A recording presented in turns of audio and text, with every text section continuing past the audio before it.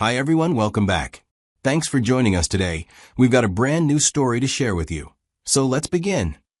My name is Robert. 5 months after my wife passed away, I made up my mind to sell her car. It had just been sitting there in the driveway since the day she died, untouched. I figured it was time to let it go.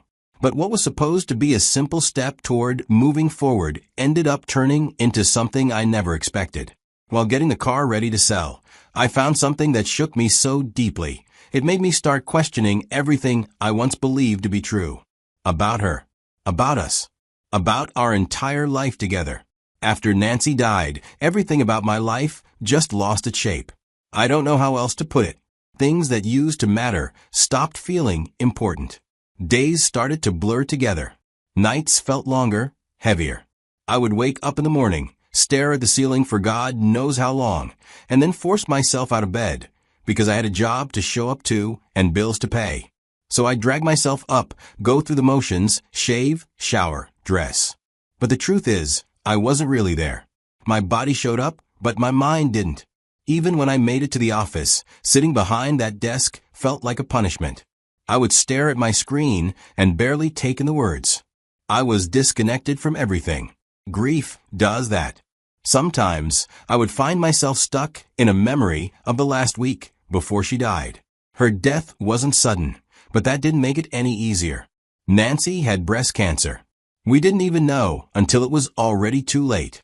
By the time the doctors found it, the cancer had already moved from her breast to her lungs. It had spread quietly, and by the time it showed symptoms, constant coughing, chest pains, it was already stage 4. The doctors told us that treatment wasn't going to cure her, but they could try to buy her more time. And we took what we could get. They gave her medication. She took it without complaining. She smiled through it most days. But I could see the pain eating away at her. Some days, she couldn't even get out of bed. I knew my priorities had to change. I cut down on work immediately. Nothing seemed more important than being by her side. Every second that I wasn't at work, I spent it with her. I drove her to every appointment. I tried to stay strong for her, even when I felt like crumbling. We spent nearly a year in and out of hospitals. Every time we got a checkup, I held my breath, hoping for even the smallest sign that things were getting better. But deep down, I knew it was just wishful thinking. Her condition kept declining. Her body got weaker. She slept more, talked less. Until one morning, I woke up beside her, and she was just gone with no goodbye or last words. She slipped away in her sleep. Losing her felt like losing the air in the room. The funeral came and went. People were kind. They brought food. They hugged me. They said things like, "She's in a better place," or "At least she's not in pain anymore." And I nodded and thanked them.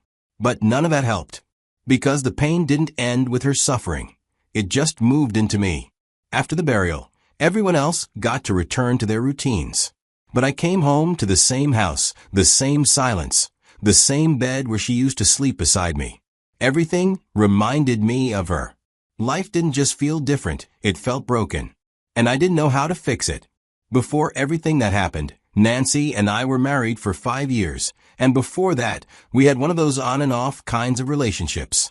You know the type. Some years we were inseparable, other times we needed space, thought we were better off as friends, then somehow always found our way back to each other.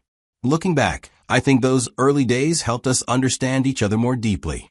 We knew each other's flaws, fears, and soft spots long before we said "I do." So when we finally made it official, I believed we had something tested and real. But that didn't mean the entire duration of the marriage was easy. We had our rough patches. We argued, sometimes over small things, and sometimes over things that felt too big to fix. But no matter how hard things got, we always circled back to each other. I didn't think of our marriage as perfect, but I thought it was honest. One of the biggest trials we faced as a couple was trying to have children because we wanted to be parents. That was something we both dreamed about early on. But our reality turned out to be very different from our plans. We lost 2 pregnancies to miscarriage, and the third ended in a stillbirth. It broke us in quiet ways. We both grieved differently. Eventually, after that third loss, we decided to get medical tests done. That's when we found out what had been causing it all. Nancy had something called antiphospholipid syndrome, APS for short. It's an autoimmune disorder where the body's own immune system attacks normal proteins in the blood. In her case, it caused blood clots that blocked blood flow to the fetus during pregnancy. It was the reason we kept losing our babies.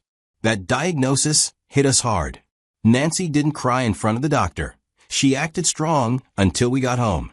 She curled up on the couch that night and just broke. And I didn't have the right words. I just sat there holding her and feeling helpless at the same time. After that, we made the decision to stop trying for biological children. It wasn't really a discussion. We both knew we couldn't go through another loss like that again. At one point, we started talking about adoption. We even looked at some agencies online, but every time we got close to taking the next step, we couldn't agree on the process. Our hearts were in it, but our paths kept missing each other. Eventually, the conversations just stopped happening. Not because we didn't care, but because it hurt too much to admit we were stuck. That chapter of our lives left deep marks on both of us. It was like carrying around a weight no one else could see. We smiled for the world, showed up to birthdays and baby showers, and said we're doing fine when people asked. But inside, we were both nursing wounds that time alone wasn't healing. I guess I'm saying all this because I want you to understand our marriage wasn't always full of sunshine, but we loved each other through a lot. After Nancy passed, the days that followed felt like a blur. The house we shared didn't feel like a home anymore. It felt like a museum of her. Her toothbrush was still in the bathroom cup. Her favorite sweater was still draped over the couch, where she always curled up to read. Her perfume lingered faintly in the closet.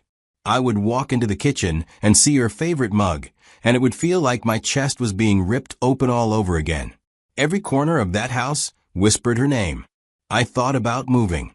A few times, I even opened up the laptop and started browsing apartments in other cities, other neighborhoods, anywhere that might feel like a clean slate. But it was too much. Too many decisions, too many unknowns, too much fear of leaving behind the last traces of her. Even though being surrounded by her things made me hurt, the thought of not being surrounded by them somehow hurt worse.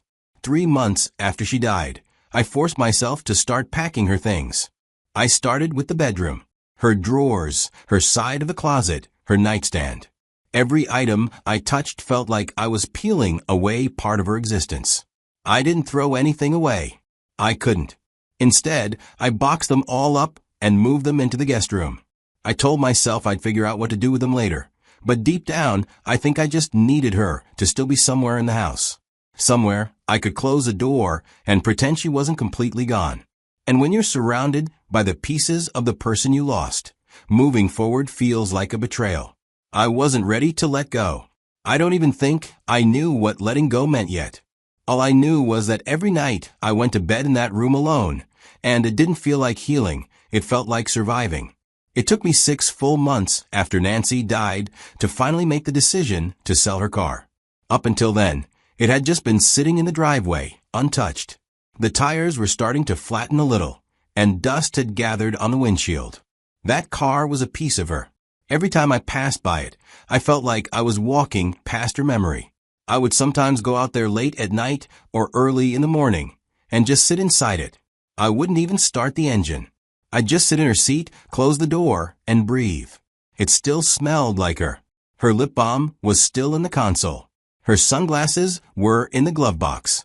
And for those few quiet moments, I felt like she wasn't completely gone. Sometimes I would cry in there. Other times, I'd sit in silence, staring out the windshield, thinking about nothing and everything all at once. Then, when it felt like enough, I'd wipe my face, take a deep breath, and go back inside the house like nothing happened. But after 6 months, reality started sinking in. The car wasn't being used. It was just taking up space and slowly falling apart. And I realized that holding on to everything she left behind wouldn't bring her back. It wouldn't stop the grief from coming, and it definitely wouldn't help me heal. So I told myself, it's time. I was going to clean it up, take some photos, and put up for sale on one of those local car listing sites. That morning, I woke up early with a plan in mind. I grabbed a bucket, some soap, and a sponge. I started by washing the outside of the car. If I were going to take photos to sell them, I figured it needed to at least look clean. I took my time with it, not rushing the process. After a while, I moved to the inside. I started cleaning slowly, lifting the floor mats, dusting the dashboard. I opened the glove box, expecting maybe a few old receipts from gas stations or grocery stores, an owner's manual, maybe some tissues, or a crumpled napkin or two. But as I go through the things there, underneath the things there was something else. A small, slightly bent, worn-out journal. The edges were frayed, and the cover had faded, but I recognized it the moment I saw it. It was Nancy's. She'd had it even before we got married. I remembered seeing her scribble in it during quiet evenings, curled up on the couch, or sitting at the dining table with a cup of tea. I never really knew what she wrote in there, and I never asked. That was her private space. Holding it now felt like finding a piece of her, frozen in time. I opened the journal, and the moment I saw her handwriting on the first page, it brought back so much memories.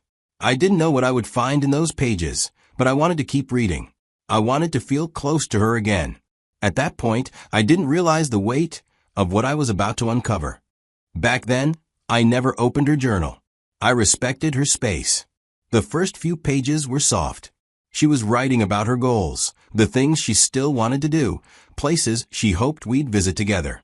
Then there were pages filled with doubts, self-questioning, wondering if she was enough, wondering if she was doing the right things with her life.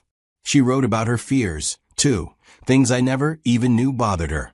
Not just the big ones like sickness or death, but small ones, like not being able to make her parents proud, or the fear of losing herself in marriage. She'd never said those things to me out loud. She kept them in this book.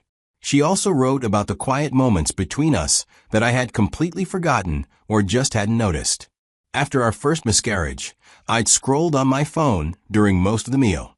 She wrote how she wanted to talk, but decided to stay silent because I looked tired. Reading that broke something inside me.